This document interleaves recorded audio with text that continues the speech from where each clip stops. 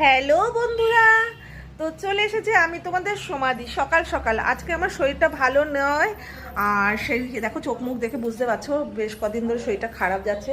আর সেই রকম কিছু রান্নাবান্না করিনি, অল্পর মধ্যে সেরে নিয়েছি। কী কী রান্নাবান্না করেছি চলো তোমাদের দেখানো যাক।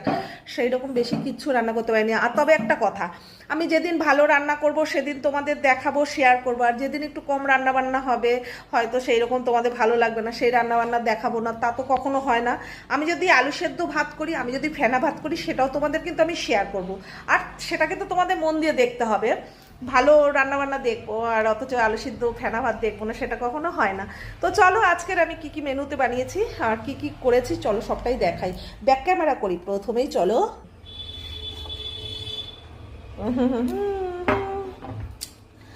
তো প্রথমে বলা যাক, ভাত আছে, অল্প করে ভাত করেছি আজকে, ভাত বেশি যাবে না।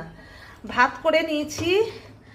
আর বাবা দারুণ একটা স্মেল বেরোচ্ছে বাঁধাকপি থেকে। আর করে নিয়েছি দেখো পেঁয়াজ দিয়ে, কিন্তু শুকনো লঙ্কা পেঁয়াজ জিরে দিয়ে মুসুরির ডাল করে নিয়েছি, ঘন করে মুসুরির ডাল করে নিয়েছি।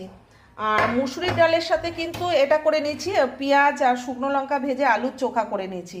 আর স্পেশালি এটা করেছি ঘি গরম মশলা দিয়ে বাঁধাকপি ঘন্ট, ঘি গরম মশলা দিয়ে বাঁধাকপি ঘন্ট করেছি, ভাত করেছি, ডাল করেছি, আলু চোখা করেছি। আর আমার জন্য করে নিয়েছি ডিম সিদ্ধ, আর তার সাথে কেটে নিয়েছি দেখো গন্ধরাজ লেবু, কারণ পেঁয়াজের ডালের সাথে কম্বিনেশনটা খুব সুন্দর মানায়। গন্ধরাজ লেবু হলে কিন্তু আর আলু চোখা আর কিচ্ছু লাগে না।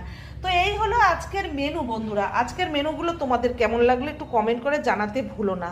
চলো এখন একটু খাবো, ভীষণ খিদে পেয়ে গেছে। সবাই ভালো থেকো, সুস্থ থেকো, টেক কেয়ার, বাই বাই।